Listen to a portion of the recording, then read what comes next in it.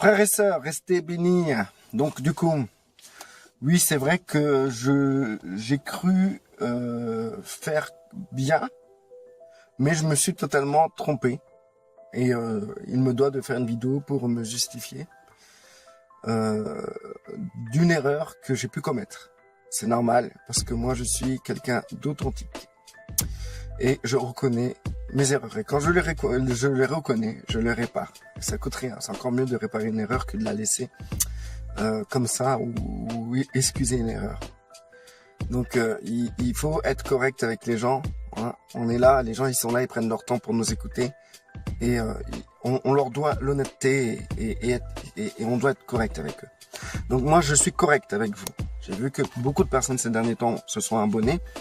Et je sais que ces personnes-là se sont abonnées pour recevoir quand même quelque chose.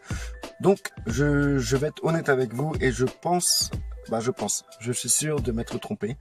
Et je me suis comporté d'une manière charnelle.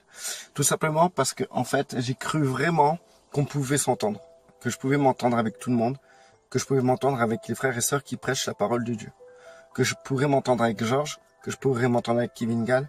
Que je pourrais m'entendre avec d'autres personnes encore qui me clashent. Et j'ai cherché à m'entendre avec eux, à essayer de dédramatiser leur comportement par rapport au peuple de Dieu, pour au final ne pas créer plus de division qu'il y en a déjà. Et moi, dans ma philosophie chrétienne d'amour, ah, ça y est, il y en a qui vont dire « Ah, regarde, c'est une philosophie pour lui, nanana, nanana. » Eh frère, calmez-vous, hein, c'est une manière de parler.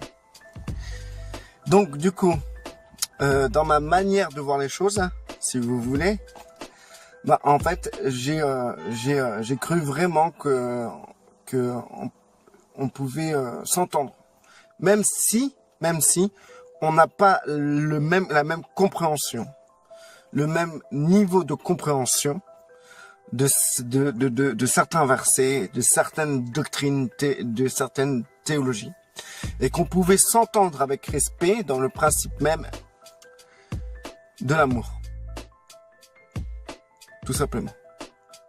Mais au lieu de ça, ça maudit, ça critique sur le corps physique, ça critique tout le temps. Et du coup, j'ai énormément réfléchi parce que ça me touche personnellement et ça me fait très mal au cœur de pas m'entendre avec des personnes. Moi, j'aime bien m'entendre avec tout le monde. Et dès que je sais qu'il y a une impossibilité de m'entendre avec certaines personnes, ça m'attriste. Je me dis que c'est pas possible. Et ces personnes-là sont des personnes qui prêchent la parole de Dieu. Et ça fait encore plus mal. C'est des gens qui se disent enfants de Dieu. Ça me fait encore plus mal. C'est des enfants qui croient sermonner tout le monde, qui croient qu'ils peuvent faire mieux que les autres. Et dans cette folie orgueilleuse, ils dénigrent les frères et sœurs comme ils me dénigrent moi-même. Donc du coup, j'ai beaucoup prié et mon erreur vraiment, j'ai tenté, j'ai essayé parce que je cherche à m'entendre avec tout le monde. Et dans la Bible, il y a un passage qui m'a mis OK. C'est marqué que nous devons nous entendre avec tout le monde si cela est possible. Si cela est possible. Encore une fois, j'ai pas préparé le verset. C'est lui qui a le verset. Et qui n'hésite pas à le donner. Ça m'évitera de chercher. Et si je vois personne le donne, je donnerai le verset. Il n'y a pas de souci. Il n'y a pas de souci. Si cela dépend de nous. Qu'on s'entende avec tout le monde, si cela dépend de nous. D'accord ? Et du coup, le fait que moi je m'entends avec tout le monde, je rentre dans le principe même de ce que Paul a conseillé. Je pense que c'est Paul. Et du coup, cela dépend de moi, de m'entendre avec les autres, mais ça me dépend plus de moi si les autres ne veulent pas s'entendre avec moi, tout simplement. Donc du coup, je vais accepter cela. Je vais accepter. Et la question était, c'est est-ce que je continue à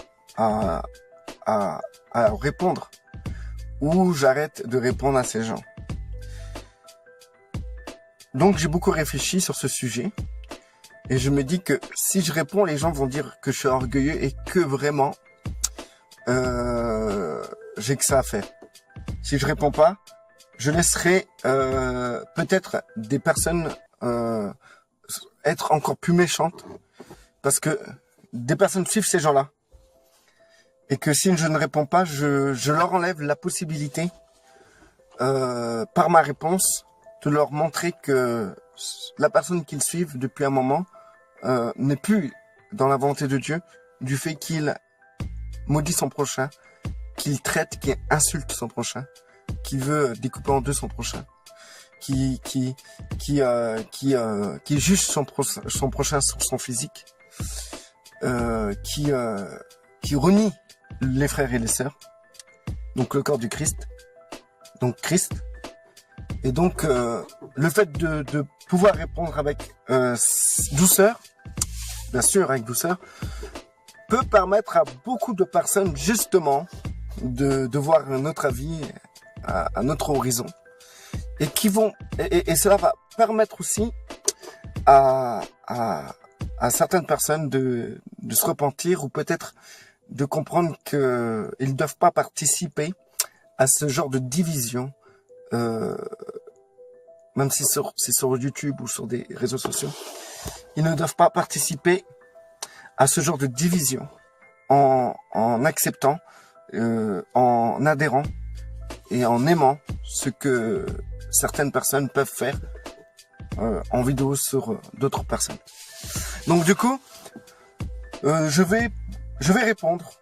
Ouais, je vais répondre à tous ceux qui veulent justement me confronter. Pas par orgueil, mais pour que d'autres puissent voir d'autres horizons. Voilà pourquoi je répondrai. Bien sûr, dans le principe même de l'amour et de la Bible. Moi, je suis pas le grand prophète qui va comment dire, aller maudire les gens. Je ne suis pas celui qui non plus qui va vouloir découper les gens en deux. Je ne suis pas celui non plus qui croit que tout le monde est perdu sauf lui. Je ne suis pas non plus celui qui va tout le temps montrer du doigt tout ce qui ne va pas dans l'autre. Mais je vais plutôt répondre pour glorifier Dieu, premièrement, et aussi pour libérer certaines personnes de ce genre de pensée tortueuse qu'ils peuvent avoir envers leur prochain. Donc, je ne veux plus maintenant perdre du temps en croyant bêtement comme un bisounours qu'on peut s'entendre avec tout le monde. Et j'accepte. Avec douleur, j'accepte qu'on ne peut pas s'entendre avec tout le monde. J'ai essayé même de faire une vidéo qui n'a pas marché, qui a dégoûté beaucoup de personnes, où je disais qu'on peut prendre ce qui est bien dans chacune des personnes qui prêchent sur YouTube. Et que il faut pas jeter toute la pomme parce qu'il y a un côté qui est pourri. Mais qu'il faut découper ce qui est pourri, prendre ce qui est bon. Comme Christ a dit avec les pharisiens, écoutez-les, mais ne faites pas ce qu'ils font, quoi. Donc, comme je tiens à vous dire, vous pouvez écouter certaines personnes, mais ne faites pas ce qu'ils font. Donc, du coup, pareil avec moi, vous pouvez m'écouter, mais s'il y a des choses qui vous conviennent pas, ne le faites pas. On n'est pas parfait, on est des hommes, on est en vocation. Même Paul lui-même a une progression, on le voit dans ses écritures. Et sa progression est énorme. Vous savez, d'ailleurs, le passage où Dieu me montre qu'on peut pas s'entendre avec tout le monde, c'est aussi avec Paul. Paul s'est pas entendu avec tout le monde. Il a eu des problèmes avec Barnabas, ils se sont divisés. Il y a eu des problèmes avec Marc. Il n'a pas voulu prendre Marc avec lui parce que, soi-disant, il n'était pas là quand il a fondé les églises. Bon, un peu déconné Paul, hein. Pour plus tard l'accepter avec lui. Donc, il a déconné, quoi. Bref, je suis pas là pour juger les apôtres. Mais je tiens à vous rappeler que les apôtres sont des êtres humains qui ont dû avoir une croissance. Quand ils ont commencé à prêcher la parole de Dieu, d'ailleurs, je vous encourage à agir aussi vite que les apôtres l'ont fait, parce que les apôtres ont marché que 3 ans avec Jésus. et ensuite ils ont reçu le Saint-Esprit et directement sont rentrés dans leur ministère. Donc si vous, ça fait 10 ans que vous vous préparez pour rentrer dans votre ministère, je pense que vous avez pris un peu de retard. Il faut bouger quoi, il faut faire quelque chose. Bref, sur ce, tous les disciples ont dû grandir. On est tous en croissance. Et ça veut pas dire que nous devons rester assis sans bouger pendant 20 ans, hein, pour que lorsque nous bougions, nous faisons pas d'erreurs. Tous les pasteurs font des erreurs. Tous les pasteurs font des erreurs, font encore des erreurs aujourd'hui, même après 20 ans de ministère pastoral, ils font encore des erreurs. Même ceux qui se disent apôtres, prophètes, ils font des erreurs. Tout le monde fait des erreurs. Donc c'est pour cela que nous devons apprendre à accepter l'autre tout en discernant ce qui est bien dans ce qui vient de Dieu à travers lui et de rejeter ce qui vient de la chair à travers lui. Et sans juger la personne, la rabaisser, l'écraser, la torturer, sans vouloir la couper en deux.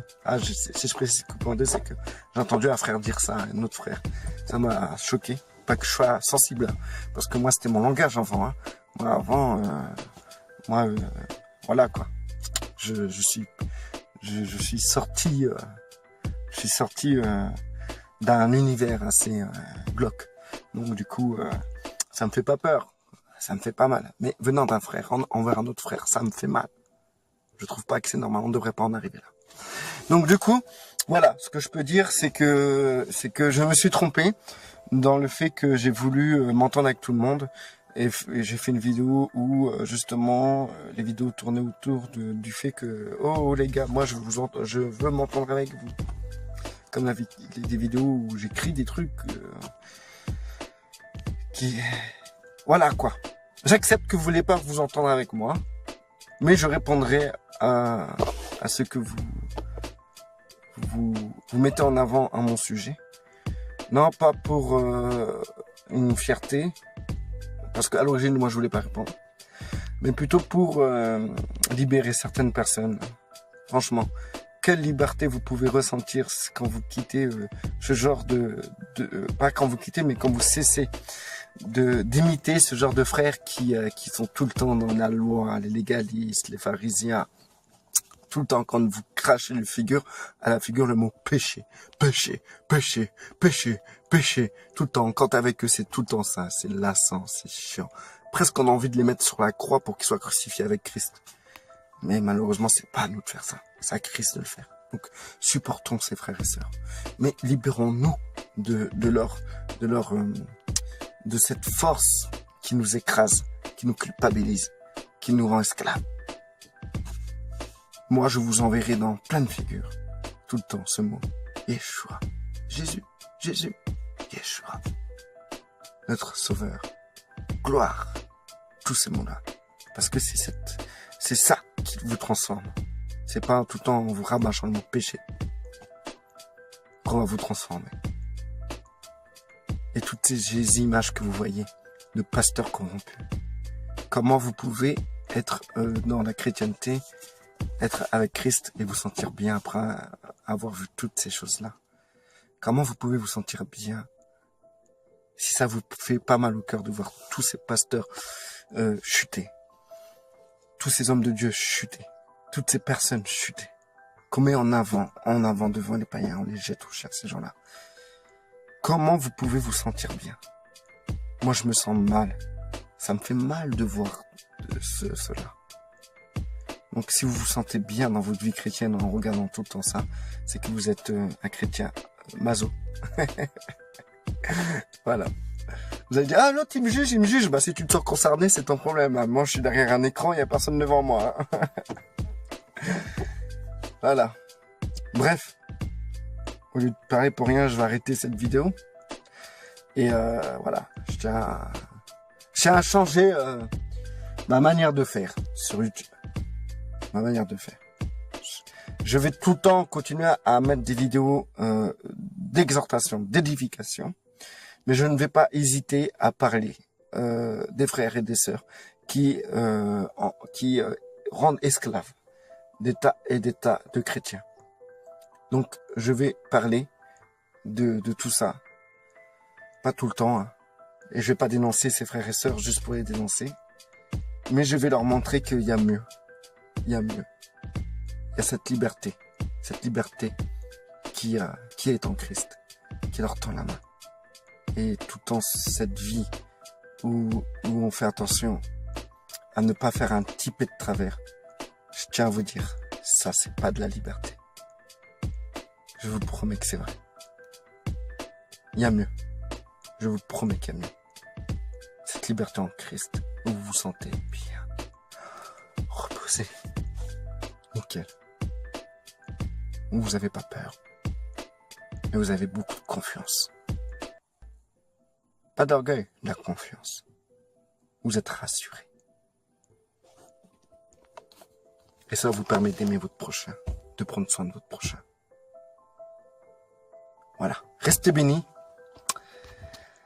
Et merci d'être patient envers moi. Restez bénis.